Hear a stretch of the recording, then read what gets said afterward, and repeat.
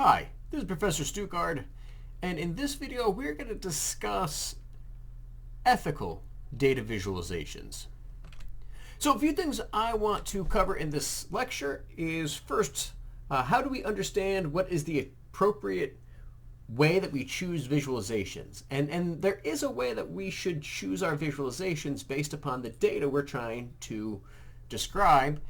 And then I also want to make sure that we realize how we can use our knowledge to spot misleading data and bad visualizations out there in the real world. Now, visualizations are incredibly important because we are visual creatures. We make judgments instantaneously. We don't even know how quickly we make our judgments. We're actually deciding things on a subconscious level faster than we can really comprehend consciously. And that's really important to our survival. Your ancestors couldn't be out there putzing around in the woods and say, is that a wolf coming at me, or is that just a squirrel? Because at that point you're already dead. You need to make those snap judgments. And it's just something that's carried over and is really ingrained in our DNA. Now, we are unique as a species because every species needs to be able to react quickly, but we are special because we collect and record our data and can then communicate that data to other people as well. That's really how we've made such progress, is the ability to be able to record using written language and oral language what we've learned so far, and then we let other people build upon that. So we create a lot of data. We create tons and tons of data.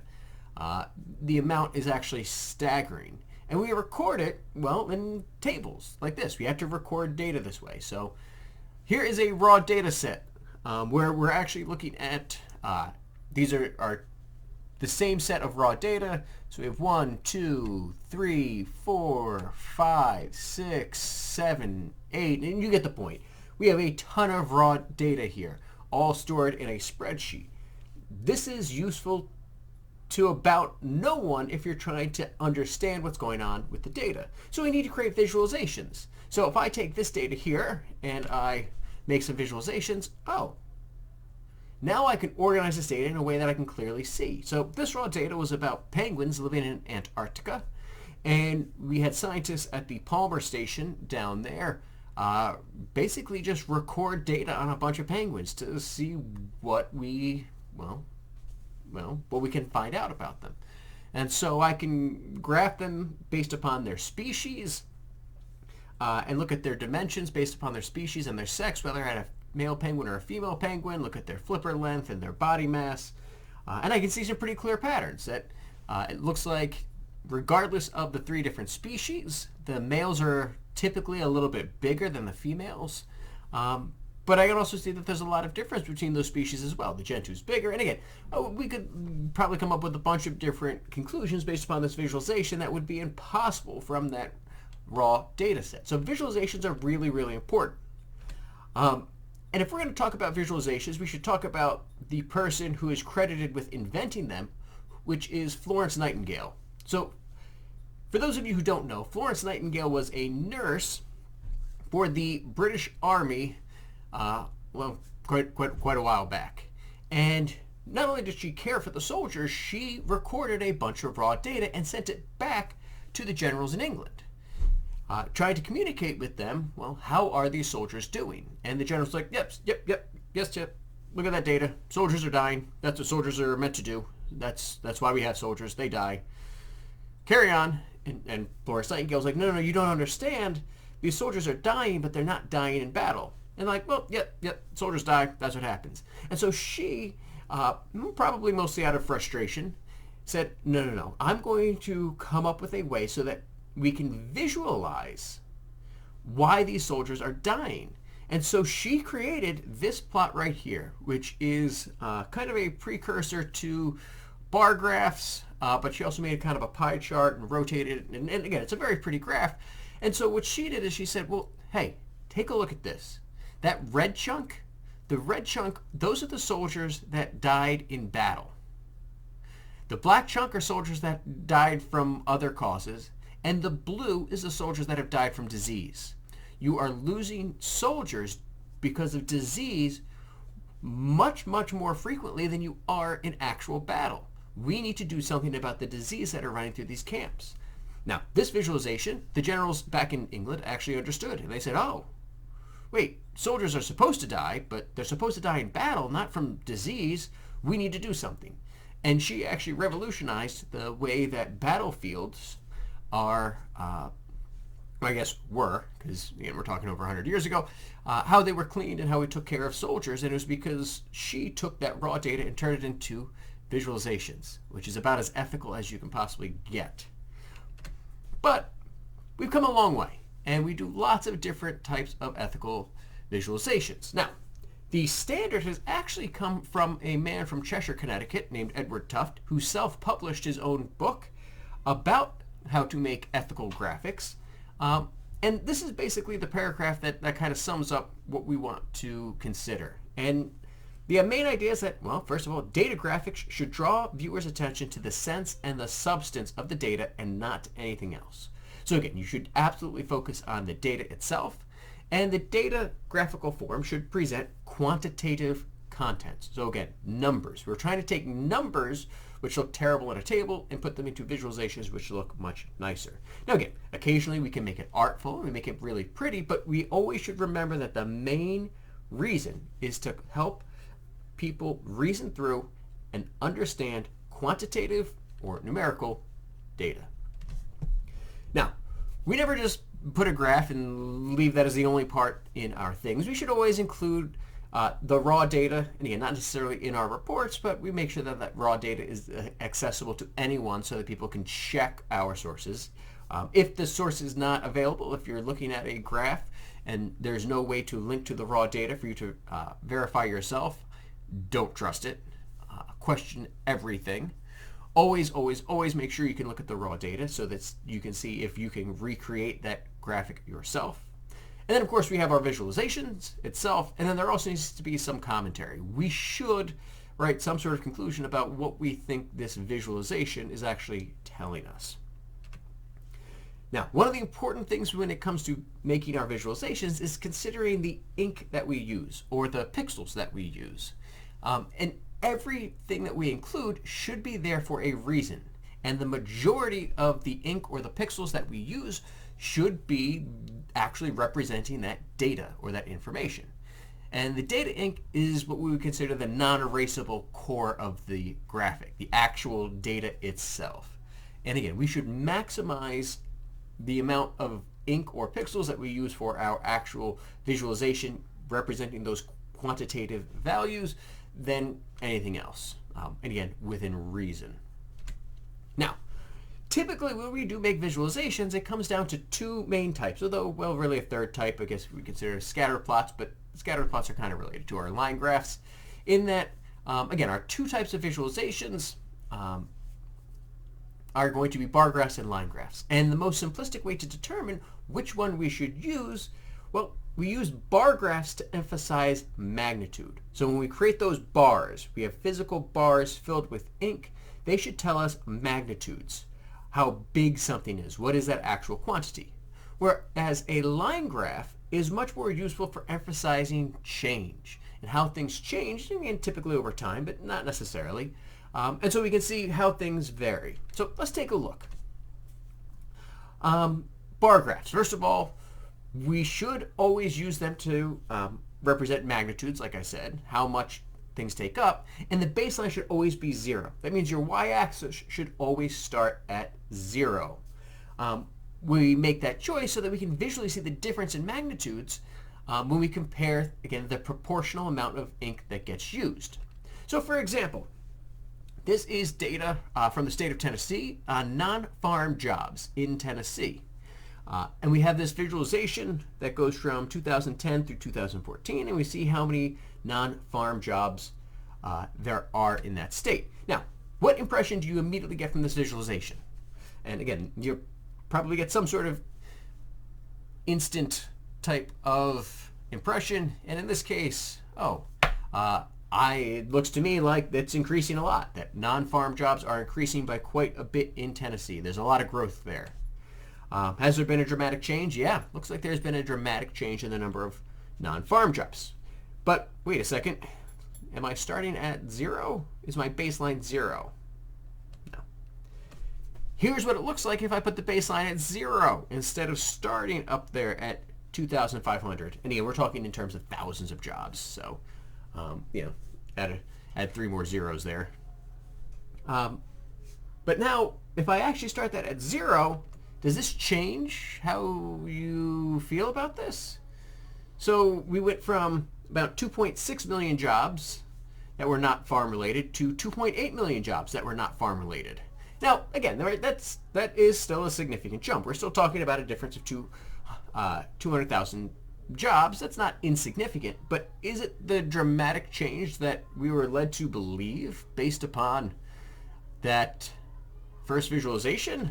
Well, not really, because that increase was really only a 7.6% increase. And like I said, that's not completely inconsequential, but it's not nearly as big as that first visualization made it seem, because that first visualization, that last bar is actually 270% bigger, which means it looks like we had an increase of 270% compared to that year.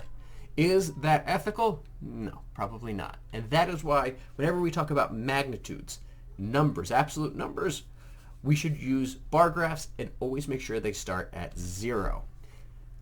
This is the principle of proportional ink. The proportional ink used in this visualization here, this bad one, is vastly different than the actual proportion of the magnitudes.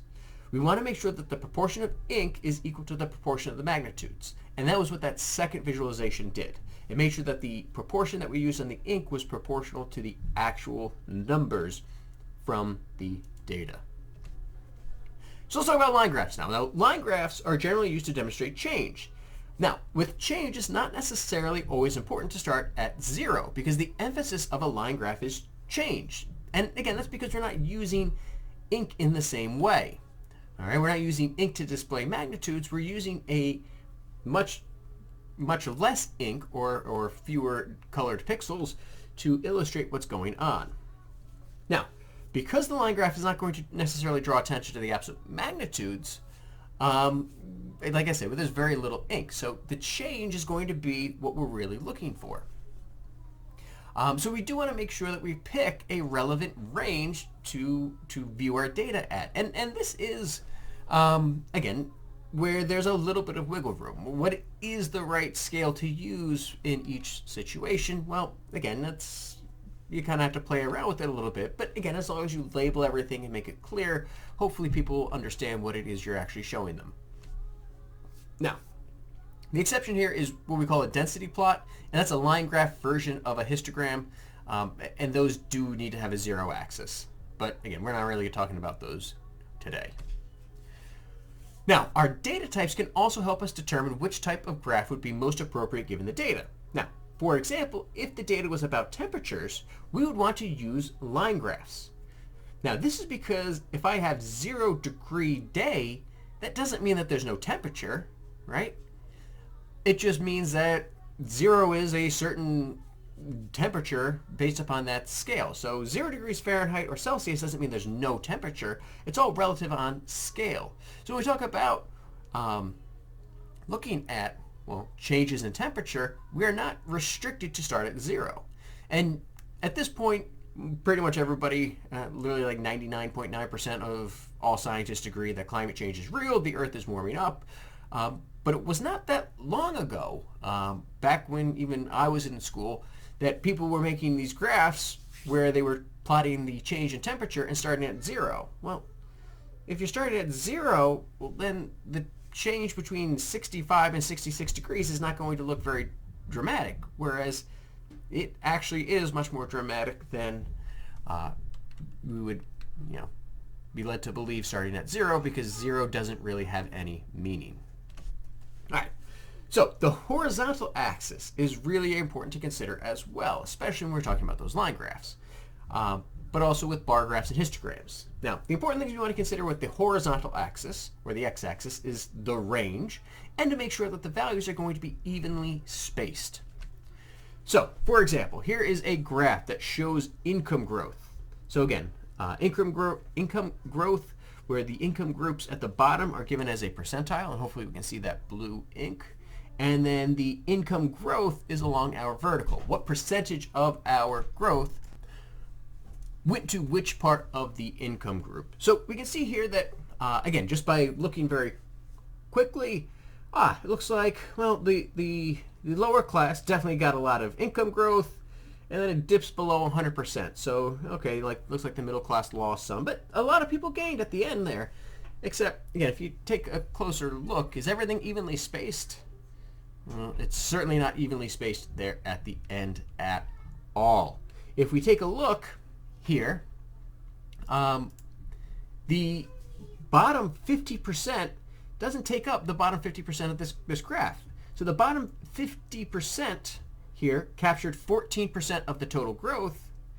And what makes it kind of skewed is that if you look at the bottom, they started spacing it out. You know, they went by tens until they got to like 90, then they went from 90 to 99, and they spaced out that last percentage from 99 to 99.9 to 99.99 to 99.999, and it turns out that the top 1% actually captured 23% of all the economic growth or income growth over that period. That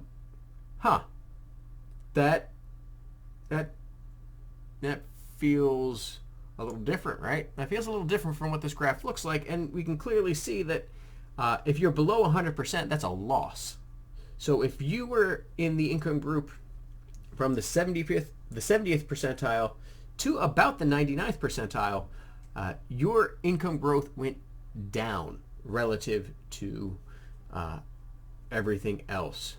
So the bottom 50% got bigger, but almost all of that growth was actually captured by the top 1%. And that is why it's really important to space things out accurately.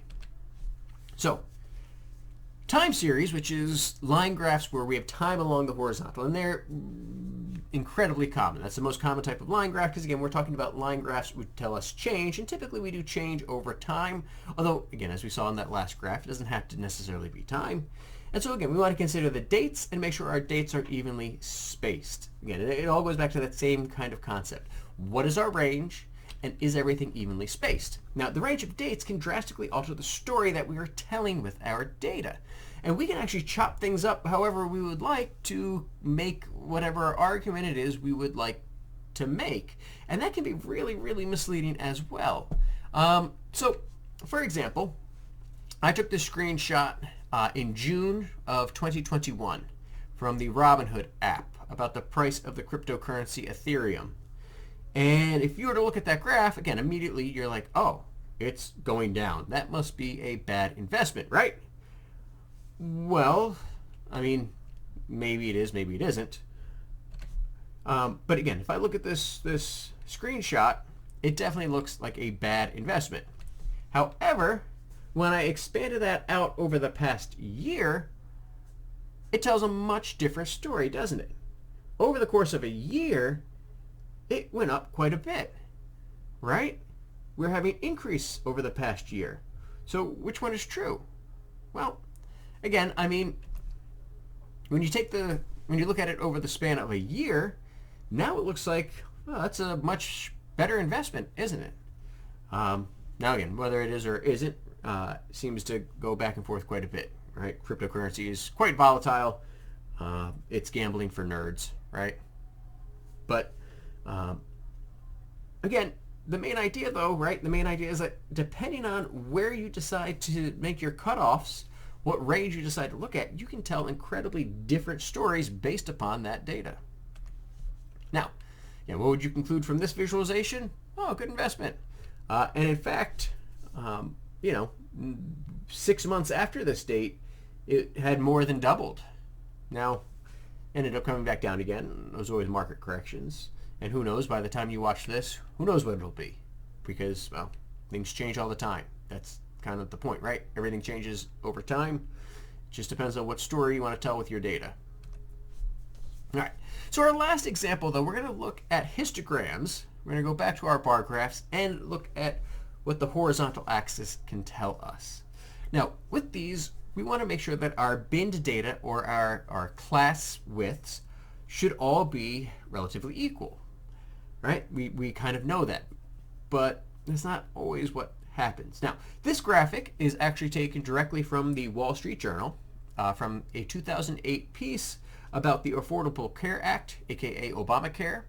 And the argument made in this opinion piece was that if we pass the Affordable Care Act, if we pass Obamacare, well, then it's going to mean we need to tax the middle class. We need to tax the middle class because look at that graph. All of the income is right there in the middle. That's where all the taxable income is, so they're the ones who are going to have to pay for this. And, okay. Now, regardless of the intent of the article, the author actually did use the data directly from the IRS. So, again, so much data is public, and you can look at it yourself. You can create your own visualizations, and the IRS does publish all of its information about taxable data, and he literally just took the Excel sheet that you can download directly from irs.gov, and he said, Excel, you make a box plot, or you make a histogram out of this for me, right? You make a bar graph out of this for me, and this is what it did. However, and again, I don't know if you looked closely, right? I said we're looking at the horizontal axis here. The first couple of bars have a class width or a bin width of 5,000, right? We start from 0, and then from 1,000 to 5,000, which again, why we included 0. If you make $0, you would have 0 taxable income, but that's okay. Then 1 to 5,000, so okay, that's a 4,000, but you know, same idea. Then again, 10 to 15, 15 to 20, 20 to 25, 25 to 30, and then, oh, wait a second, then 30 to 40. So now instead of going by 5,000 at a time, we're going by 10,000. Then 40 to 50, 50 to 75. Oh, we're jumping at 25,000. Then a little bit later, 100,000, and then by the end, we're going by $5 million. That's what we're jumping by. That does not seem right. Now again, that's how the IRS actually does classify their data. Those are the bin widths that the IRS used. So again, I'm not trying to necessarily say anything mean about the author of this piece, but when you change the bin widths like this, when you just decide to alter things and you're not consistent, you can get some misleading data. And there's definitely some misleading data going on here. So by grouping inconsistently, the graphic gives the impression that the households that make between 100,000 and 200,000 make up the largest segment of taxable income in this country. And in fact, we could actually expand that out. If we look at those 4 biggest bars, that's between 50,000 and 500,000. So again, 50,000, that's when you're starting to hit the middle class. Okay, maybe 500,000 is you're out of the middle class. You're making more than that. But that, again, that's that range. That's the biggest taxable income according to this graph. Now, I can take this same set of raw data and I can adjust this to tell any story I want to tell. So these were all created using the exact same raw data from the IRS. All I did was change the bin widths here, and I can create my own story. So here, I changed my bin widths, and I decided to include from 0 to 100,000 as my first bin width. And they have all the money. The poor have the money. Turns out the poor have all the money. We should be taxing the poor, because look at all that money that all the poor people have between 0 and $100,000. Or, well, okay, maybe from 0 to 25,000. Okay, that's lower class. So we'll leave the poor out of this. But look at this. All the money's from the middle class now. We need to tax the middle class. The middle class, they're the ones with all the money now. We should be taxing them. Take all their money, please. Or, well, if I keep all the bin widths kind of small and then decide to group everybody making more than $200,000 together, look at that. that people making more than $200,000, they make up $2 trillion in taxable income. We need to tax the wealthy. We need to tax the people making more than $200,000. That's where the money is. That's who we need to tax. Or, well, yeah, they have the money, but, those people making $10 million or more, they don't have that much money. There's not that much taxable income with the people making $10 million or more. So we're going to hands off the super rich because they really don't have that much money. So we're going to just tax the moderately wealthy. Okay, so I just told 4 different stories using the exact same piece of data. So hopefully by the end of this course, you will know enough about statistics to be able to question anytime you see a visualization. You'll be able to question anyone who makes a claim and you say, hey, wait a second, let me see that raw data. Hold on, let me take a closer look at your graph. Let me see how you've labeled things. Let me make sure you started at 0 for a bar graph, and let me make sure that your change in your line graph is appropriate. Because people are going to tell whatever story benefits them. And it's up to you to figure out whether or not they are trying to mislead you. So, can you answer these following questions? First of all, what is our basic principle that decides whether or not we use a bar graph or a line graph? Right? One's for magnitude, one's for change. Which is which? Keep it in mind. And then what is that principle of proportional ink? Anyway, we talked about proportional ink twice. We should have most of our ink displaying our actual data, and then we should also have our ink being proportional to something that had to do with bar graphs, right? If you don't remember, go back, because, right, you can always go back in your videos. Well, I hope this was informative. I hope we learned something, and I hope we know to be very, very careful in the future anytime someone tries to sell us something. All right. Thanks for watching, and as always, take care of yourselves.